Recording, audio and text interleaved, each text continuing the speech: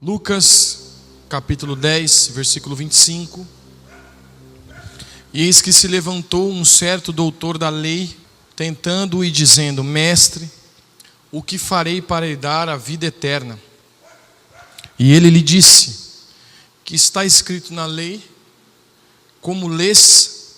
E respondendo ele, disse: Amarás ao Senhor teu Deus de todo o teu coração, de toda a tua alma, e de todas as tuas forças, e de todo o teu entendimento, e ao teu próximo como a ti mesmo.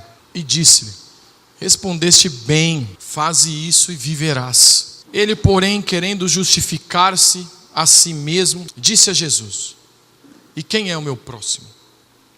E respondendo Jesus disse: Descia um homem de Jerusalém para Jericó, e caiu nas mãos dos salteadores, os quais o despojaram, e espancando-o se retiraram, deixando-o meio morto. E ocasionalmente descia pelo mesmo caminho certo sacerdote, e vendo, passou de largo. E de igual modo também um levita, chegando àquele lugar, e vendo, passou de largo. Mas um samaritano, que ia de viagem, chegou ao pé dele, e vendo, moveu-se de íntima compaixão. E aproximando-se, atou-lhe as feridas, deitando-lhes azeite e vinho. E pondo sobre a sua cavalgadura, levou para uma estalagem e cuidou dele. E partindo ao outro dia, tirou 2 dinheiros e deu ao hospedeiro e disse-lhe: Cuida dele, e tudo o que demais gastares eu te pagarei quando voltar. Qual, pois, destes 3 te parece que foi o próximo daquele que caiu nas mãos dos salteadores? E ele disse: O que usou de misericórdia para com ele. Disse, pois, Jesus: Vai e faze da mesma maneira. Vamos orar? Feche os seus olhos. Vamos orar? Peça ao Espírito Santo que fale com você essa noite. Ore mesmo, como nós cantamos, até que Ele venha. Eu vou buscar até que Ele venha, então eu vou orar até que Ele fale comigo. Eu vou orar até que Ele fale comigo. Eu vou orar até que Ele fale ao meu coração. Eu vou orar e vou pedir ao Senhor: fale ao meu coração. Tens acesso, Espírito Santo, aos nossos corações essa noite. Tens acesso, Espírito Santo, aos nossos corações essa noite. Tens acesso ao Espírito Santo. Espírito Santo, fale ao nosso coração. Fale ao nosso coração. Fale ao nosso coração. Fale, Senhor, conosco. Nos entregamos, ó Pai, totalmente em Tuas mãos. Nos entregamos por inteiro, nos rendemos por inteiro, sem ficar nenhuma parte. Nos rendemos por inteiro, rendemos o nosso coração totalmente a Ti, totalmente ao Senhor, totalmente ao Senhor. Que a Tua presença tome este lugar, enche este lugar, Senhor. E que a Tua palavra venha de encontro aos nossos ouvidos, ao nosso coração. E frutifique essa palavra, Senhor, em cada um. Frutifique, Senhor, essa palavra, Senhor, em cada coração, em cada vida. Traz vida, Senhor. Traz vida, Senhor. Em nome de Jesus. Em nome de Jesus. Em nome de Jesus. Em nome de Jesus. Abra sua Bíblia em Atos capítulo 2, versículo 42. Eu quero meditar com você essa noite a respeito de uma vida no Espírito,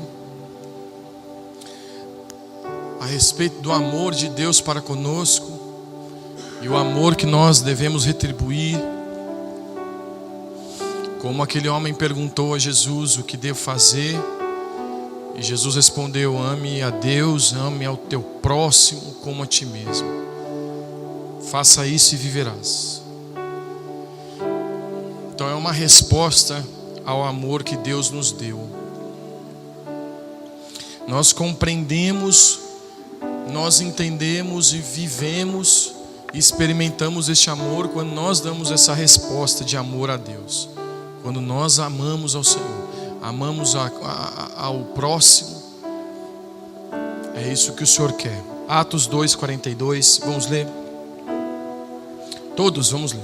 Diz assim: e perseveravam na doutrina dos apóstolos, e na comunhão, e no partir do pão, e nas orações. E em toda a alma havia temor, e muitas maravilhas e sinais se faziam pelos apóstolos. E de todos os que criam, estavam juntos, e tinham tudo em comum. E vendiam suas propriedades e fazendas, e repartiam com todos, segundo cada um havia de mister.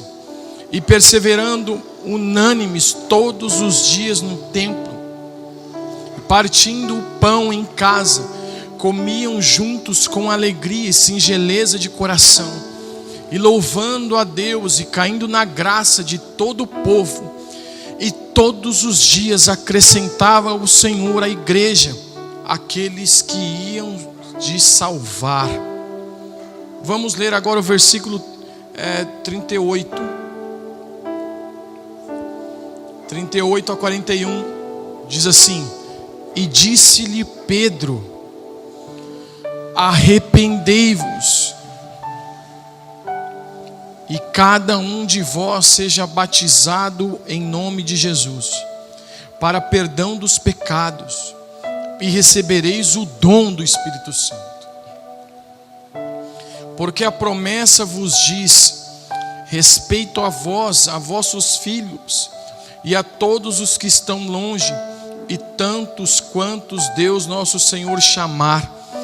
E com muitas outras palavras, isto testificava e os exortava, dizendo: salvai-vos dessa geração perversa. De sorte que foram batizados os que de bom grado receberam a sua palavra. E naquele dia agregaram-se quase 3.000 almas. É fato que Atos é uma referência para nós. Atos vai ser uma referência, um padrão de como agir, do que fazer. Eu até acho que quando nós olhamos para Atos e vemos como os irmãos viviam, aqueles que estavam se agregando aos apóstolos, a doutrina dos apóstolos, aquilo que os apóstolos estavam ensinando sobre Jesus, eu até acho que nós nos tornamos fã daquilo que Deus, daquilo que o Espírito Santo agia no meio daqueles irmãos. O resultado é extraordinário, porque todos viviam em comunhão uns com os outros. Todos vendiam as suas coisas, tudo era comum a todos. Ninguém tinha necessidade. E todos recebiam com singeleza de coração, e cada dia o Senhor acrescentava pessoas. Cada dia o Senhor acrescentava pessoas.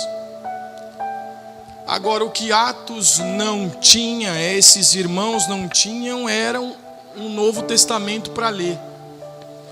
Eles ainda não tinham um Novo Testamento para ler. Eles ainda não tinham como referência Atos. E às vezes nós queremos viver os resultados sem viver a essência do resultado, aquilo que levou aquilo.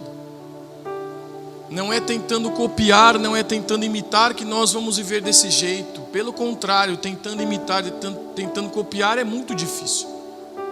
Como é que você vai falar para alguém dar tudo? Ou venda tudo? Que os irmãos não tenham necessidade, mas que todos tenham tudo em comum.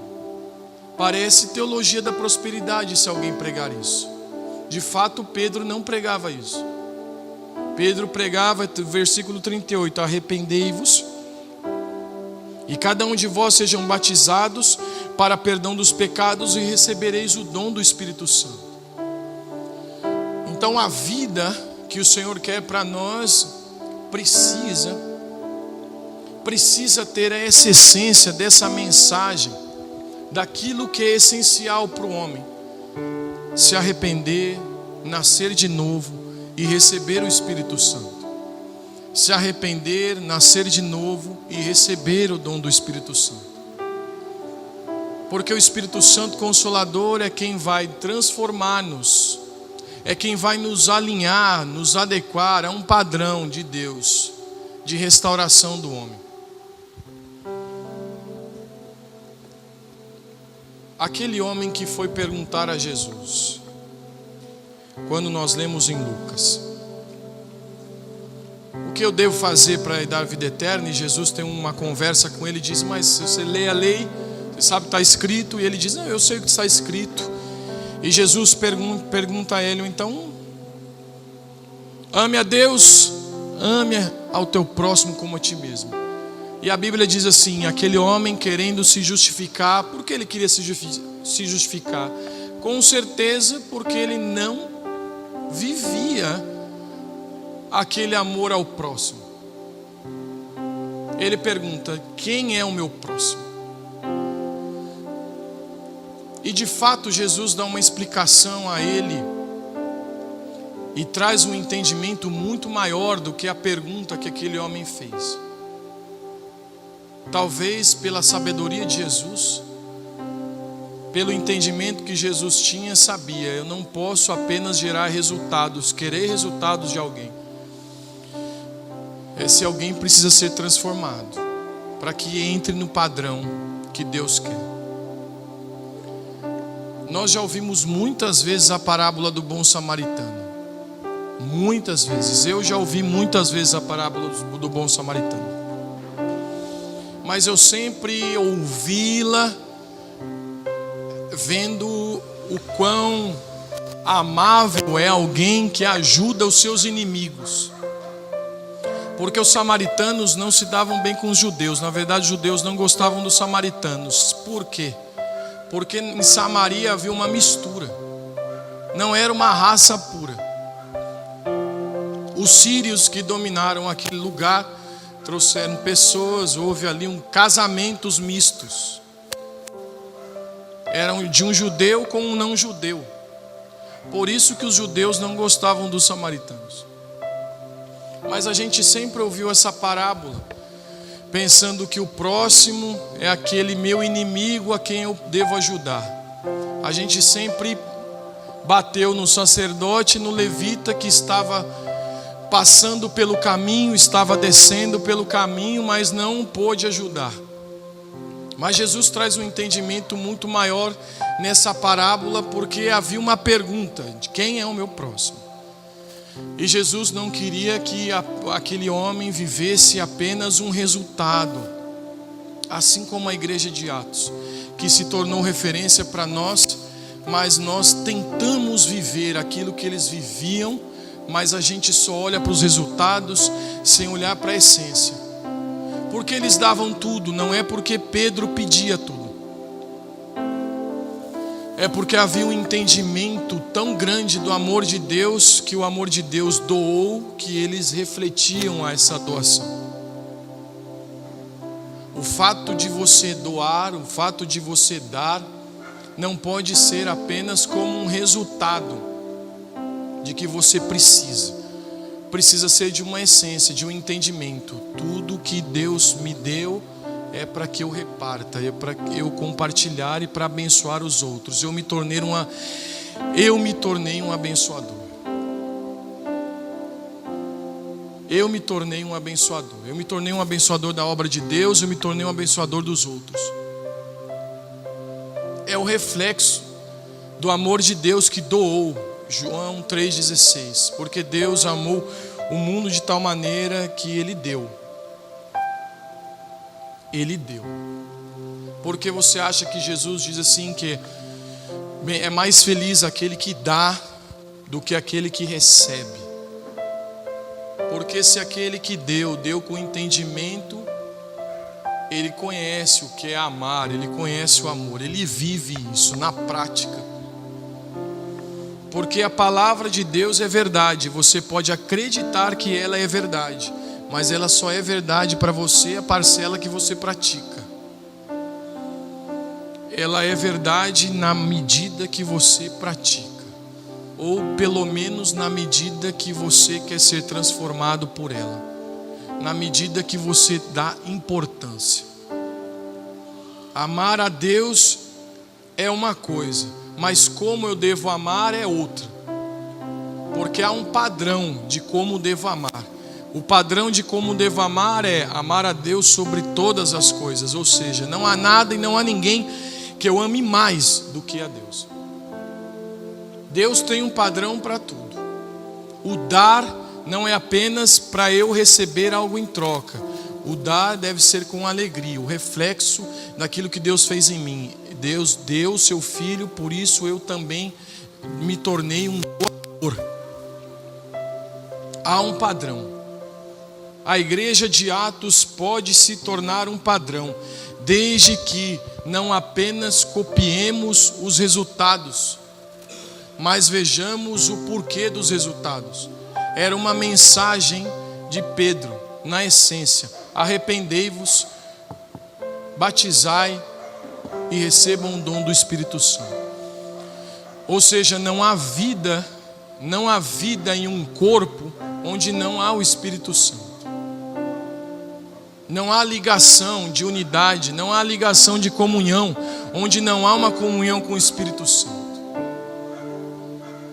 Ser parte, ser membro de uma igreja, se comprometer com uma igreja, deve ser o reflexo daquilo que eu recebi, uma família espiritual. Me tornei da família de Deus, me tornei membro de um corpo, o corpo de Cristo, onde Ele é o cabeça.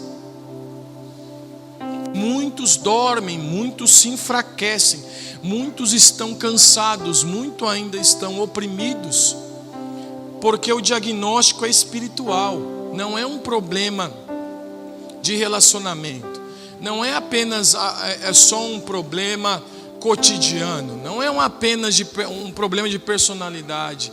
Muitas vezes a fraqueza, o desânimo é simplesmente um diagnóstico espiritual. Não entendi que eu faço parte da família de Deus e Deus me deu uma família nova, e essa comunhão é gerada de forma natural. A doação, a comunhão, o crescimento precisa vir do Senhor. Tudo precisa vir do Senhor, porque aquilo que não vem dele não é dele, não pertence a ele. Então, se fabricarmos em nossas vidas resultados com as nossas próprias mãos, não é de Deus.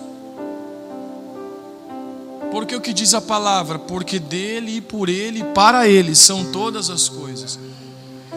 Precisa vir dele, precisa vir dele. A origem precisa ser ele.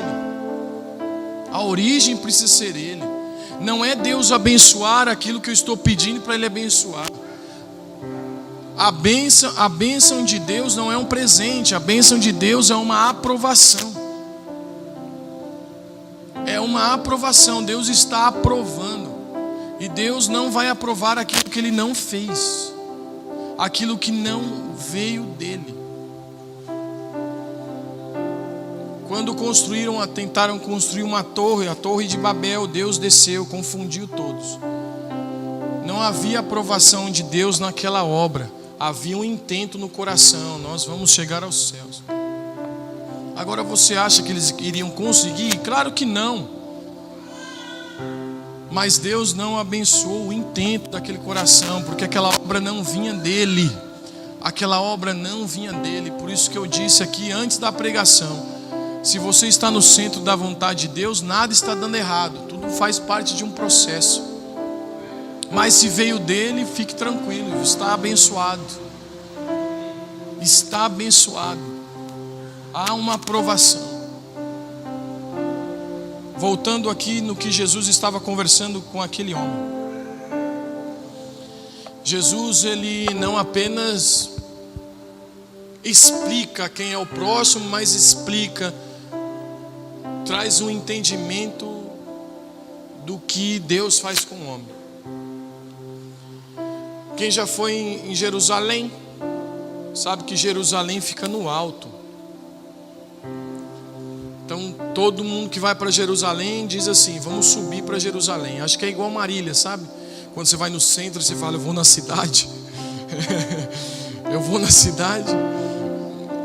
Todo mundo já está na cidade, vou na cidade, né? É no centro. Em Israel, todo mundo que vai a Jerusalém fala: vou subir a Jerusalém. Todo mundo sobe a Jerusalém porque fica no alto. O caminho que Jesus disse que o sacerdote e o levita estava fazendo, estava descendo para Jericó. Era um caminho de declínio, era uma descida. Só um que não estava fazendo esse caminho, o samaritano. Provavelmente, o que a Bíblia diz, o samaritano seguiu o seu caminho, provavelmente de Samaria a Jerusalém. Provavelmente fazia o caminho inverso. Agora, quem era o samaritano?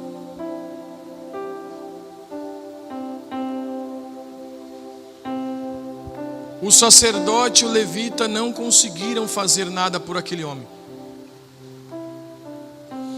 porque eles estavam num caminho de declínio. Embora aquele homem tivesse sido assaltado, nada eles poderiam fazer.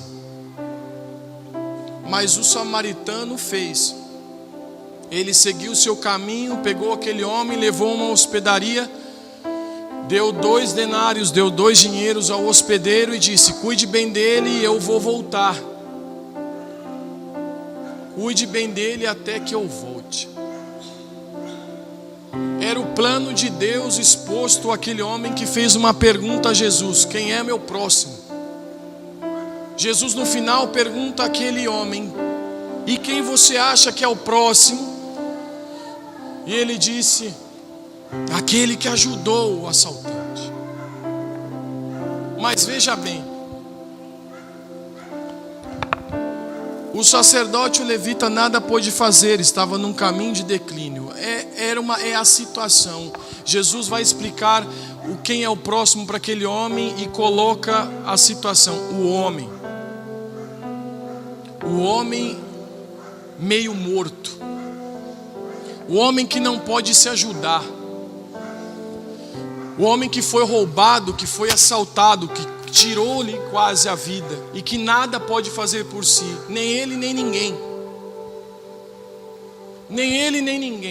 nem ao menos um religioso, nem ao menos um sacerdote, nem ao menos um levita pode fazer algo pelo homem. Nada pode ser feito, a não ser aquele que foi o verdadeiro próximo, aquele que poderia mudar a situação, aquele que poderia arrumar ajuda, aquele que poderia devolver a vida daquele que estava meio morto e nada poderia fazer. O homem em seu estado pecado, o homem em seu estado pecador, nada pode fazer por si, nem ele e nem ninguém. Nem ele nem ninguém, porque toda a condição humana de pecado é um declínio, é um caminho de declínio, e nada se pode fazer a não ser que resolva o problema do pecado na vida do homem. Quando Jesus vai explicar àquele homem quem era o próximo, Jesus estava explicando a situação de um homem em pecado, a situação de um homem pecador, mas que ele estava ali para tirar o pecado do mundo, para tirar o pecado do homem, para cuidar disso.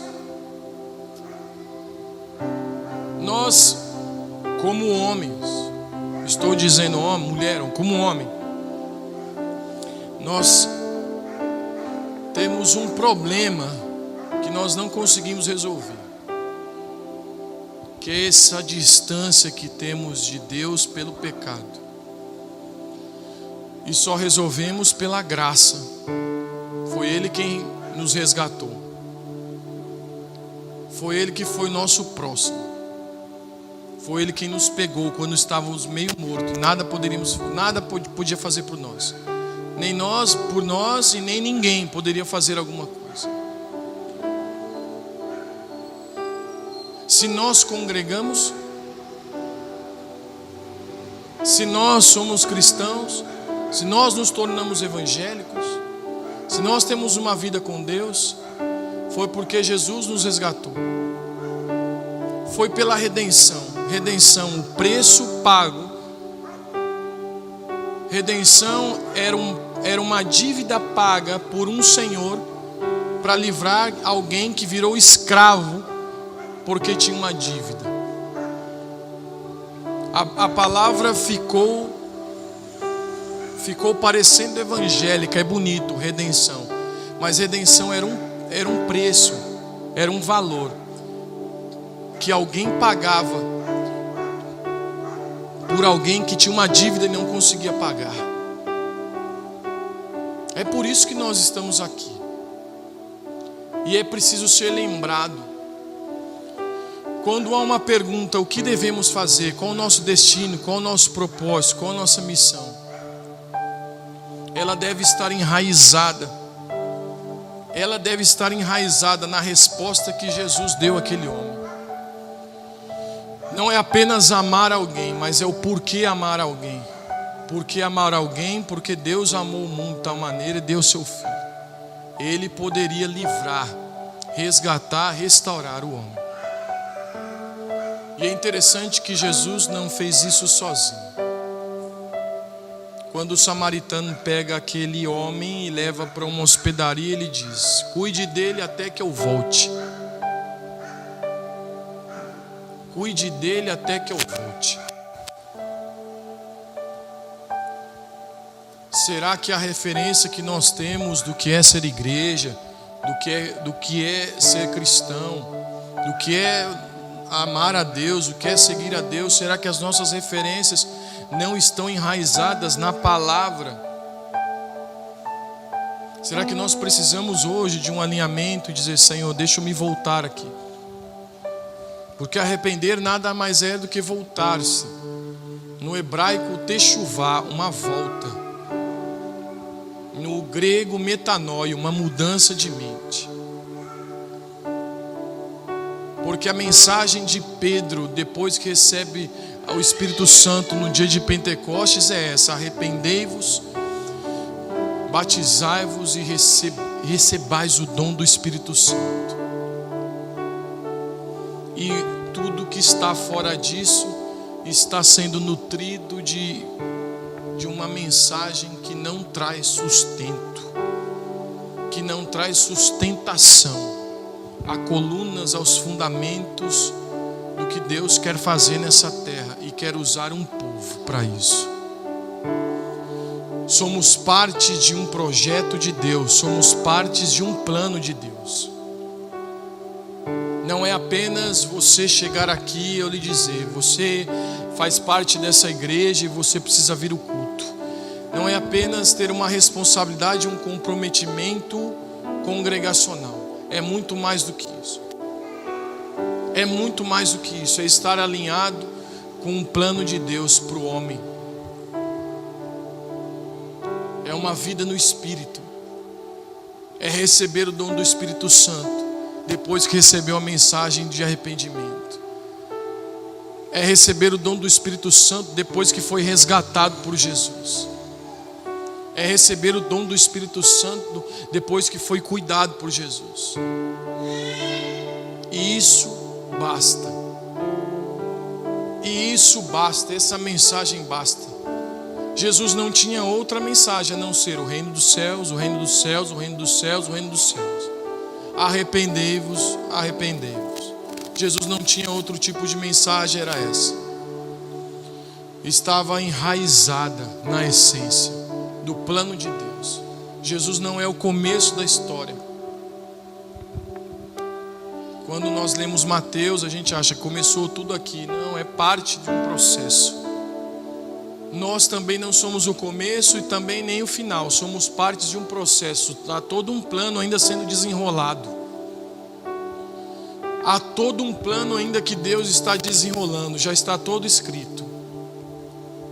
Já está todo feito na eternidade. Já está feito, não tem como mudar. Eu não sou o começo, não sou o centro do universo. Não sou o meio, também não sou o fim, como diria profeta Raul Seixas. Eu sou apenas parte. Nós entramos aqui na parte do que Deus está desenrolando e está fazendo. E agora basta-nos que nos acheguemos a Deus com singeleza de coração, com profundo arrependimento, para viver uma vida genuína no Espírito, para viver uma vida genuína de saber quem é o meu próximo, o que eu devo fazer. Quando Caim matou Abel, Deus pergunta a Caim: onde está o seu irmão? E Caim responde para Deus, homem corajoso, né? Acaso sou eu tutor do meu irmão? Acaso eu tenho responsabilidade com o meu irmão? Mal sabia ele que Deus estava perguntando isso a ele, porque realmente ele tinha responsabilidade com o próximo. E a responsabilidade que nós temos com o próximo é de nos amarmos mutuamente, é de termos comunhão uns com os outros, mas não como resultado, não apenas forçando um resultado, mas sendo enraizados naquilo que Jesus fez por mim e por você, como resultado de receber o dom do Espírito Santo, como resultado de buscar o Espírito Santo e de se alimentar dessa palavra, como resultado de se humilhar diante de Deus, de ser submisso, de ser obediente à sua voz, de realmente se arrepender e falar: essa mensagem é para mim, a mensagem da palavra é para mim, essa palavra é para mim, esse versículo é para mim. Deus está falando comigo, Deus está me mudando, Deus está me moldando, Deus está me transformando. Foi isso que Ele fez. Agora, interessante que Jesus pergunta a ele: quem foi o próximo? Se Jesus era o samaritano na mensagem, se Jesus era o samaritano na palavra, aquele homem disse: o próximo foi o samaritano. Então, por que não começarmos a entender e amar o próximo, entendendo Jesus é o próximo, amando Jesus? Por que não resgatarmos o primeiro amor? Por que não sermos uma geração apaixonada por Jesus? Por que não estarmos em uma intensidade tão grande com Jesus? E aí tudo que flui é natural. Ninguém pode produzir um mover, mas a gente pode diminuir a margem. O rio às vezes não corre, não é porque não tem rio, é porque a margem está muito grande, é um afastamento, não há comunhão com o Espírito, perdeu-se, não há uma conexão com os céus. O culto no domingo não é para você se alimentar na semana. O culto no domingo é resultado de sua semana, é resultado de tudo aquilo que você viveu com Deus essa semana toda, em sua casa. Porque se você não consegue ser crente em sua casa, não é aqui na igreja que você vai ser. Não é aqui na igreja que você vai ser. Se o Senhor não converter o seu coração amanhã, na segunda-feira de manhã, não é no domingo à noite que Ele vai fazer isso. Você pode ter certa experiência com o culto, pode achar o culto abençoado, chapado, top, pode achar o culto qualquer adjetivo, legal, xoxo, não foi bom, aquela palavra não foi, louvor ruim, pode achar qualquer coisa. Mas quando você perguntar ao Senhor o que devo fazer, Ele vai falar assim: você ame a Deus e ame o teu próximo como a ti mesmo. E aí, se você quiser saber qual é o propósito de sua vida, Jesus vai lhe dizer: o propósito é esse. Você estava meio morto, você não podia fazer nada por você, ninguém podia fazer nada por você, a não ser aquele que se doou, a não ser aquele que te pegou no colo e pagou um preço para que você estivesse bem. O perdão dos pecados, a purificação, a vivificação do nosso espírito, recebendo o dom do Espírito Santo. Que lindo se todos nós, com singeleza de coração, com muita submissão, orássemos e falássemos sinceramente: Senhor, eu me arrependo. Eu quero viver esse amor. Eu quero viver desse perdão. Eu quero viver esse milagre. Alguém que está meio morto não precisa de nada a não ser resgatado. Alguém que está meio morto na beira do caminho não precisa de bens materiais. As suas necessidades não são materiais. Suas necessidades não são dinheiro. Aquele que está meio morto na beira do caminho, que foi assaltado, não precisa do seu celular de volta. Aquele que está meio morto à beira do caminho não precisa de emprego. Ele precisa de Jesus. E aí vem a palavra de Jesus que diz: por que se preocupai com o dia de amanhã? Por que andais ansiosos? Buscai primeiro o reino de Deus, e essas coisas vos serão acrescentadas. Jesus sabia da importância e da prioridade que tem o homem de buscar a Deus e se voltar a Deus. Jesus sabia da prioridade que o homem tem de receber o perdão do Senhor. Quer receber as bênçãos do Senhor, as promessas do Senhor? O perdão do Senhor é o maior bem que nós temos. A vida que nós recebemos dele é o maior bem que nós temos. Pare de dar valor àquilo que tem preço. Pare de dar valor àquilo que tem preço. Pare de dar valor àquilo que tem preço. Nós colocamos valores demais àquilo que tem preço, apenas preço, mas que não vale nada.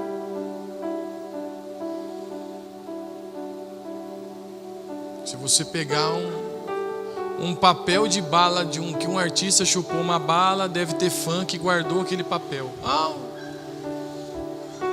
Meu artista preferido estava comendo essa bala, jogou fora o papel, eu guardei ele. Por quanto você vende? Não tem preço. Isso aqui vale muito. Para outro vai ver aquilo lá e vai jogar fora. Tanta coisa que às vezes sua avó guarda na casa dele, você olha e fala: quero jogar tudo isso aqui fora, mas o vô e a avó gostam daquilo, não vai jogar fora. Seu pai e sua mãe às vezes guardam umas coisas, sabe? O homem que guarda aquela calça furada, aquele tênis furado que não joga fora. Não, eu gosto dele. E às vezes nós nos apegamos a tantas coisas nessa vida que só tem preço, mas não tem valor. E nós nos esquecemos que a mensagem que devemos estar enraizadas é essa: arrependei-vos. Receba a vida que o Senhor tem, receba o dom do Espírito Santo. Cultive essa presença. E se você não tem mais fome, não é porque você teve uma dor de barriga que você nunca mais vai comer na vida. Você precisa comer de novo. Você precisa recomeçar. Você precisa ser avivado de novo.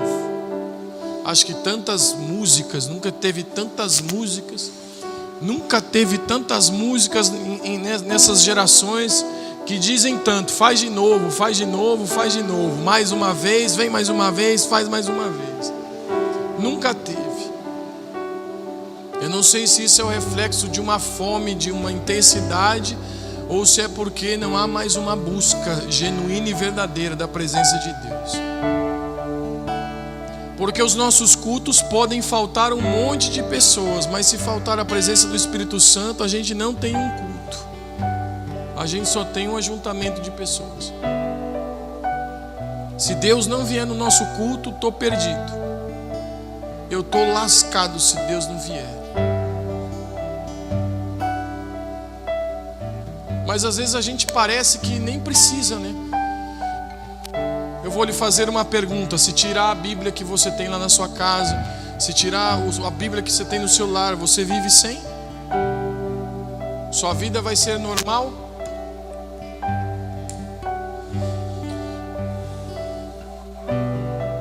Se tirar os momentos que você tem na presença do Espírito Santo, você vai continuar vivendo do mesmo jeito que está hoje? Aí eu lhe pergunto, e se você não tem esses momentos da presença do Espírito, não tem mais o ouvido ao Espírito Santo, como é que você está vivendo? Eu lhe pergunto. Só esperando da hora? Só esperando da hora de falar, não dá mais? Só esperando da hora de falar, estou cansado demais?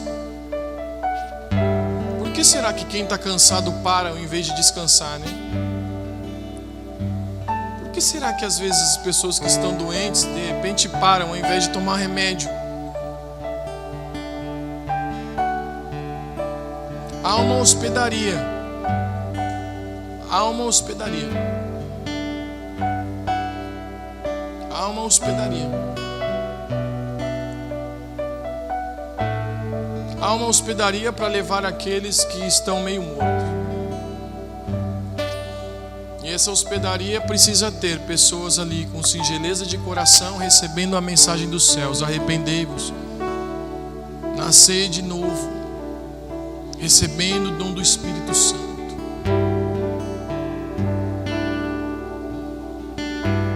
Quantas vezes nós pedimos oração por tantas coisas,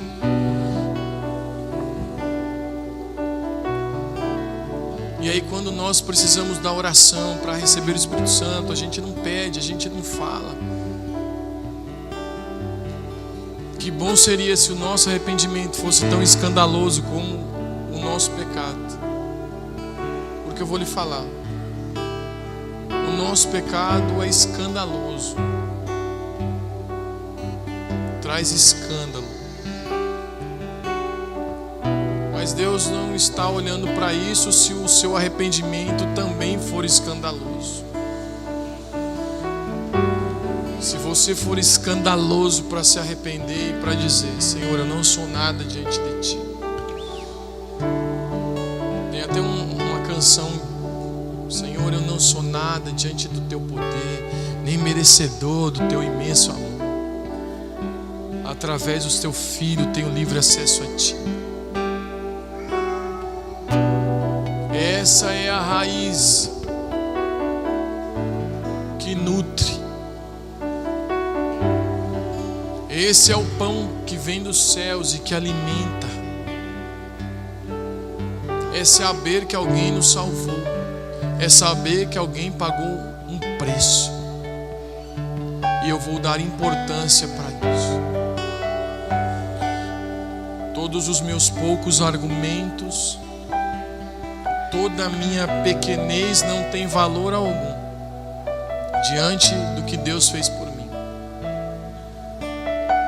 E a vida que agrada ao Senhor é aquela vida que tenta honrar aquilo que o Senhor fez. Que tudo que vive é o reflexo daquilo que o Senhor fez. Que é generoso, que ama o próximo, que é generoso com o próximo,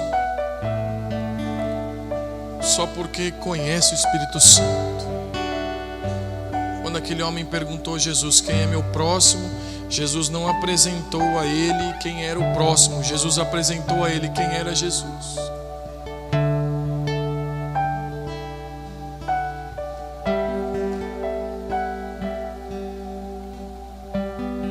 Tantos que dormem, há tantos que estão doentes, porque conheceram apenas os próximos, mas não conheceram a Jesus. E eu não posso te apresentar o próximo se eu não te apresentar Jesus. Não é sobre o próximo, é sobre Jesus. E eu queria que você ficasse em pé no seu lugar para nós orarmos com singeleza de coração, com sinceridade, com muito arrependimento. Com muito arrependimento, feche os seus olhos. Coloque a mão no teu coração. Vamos orar.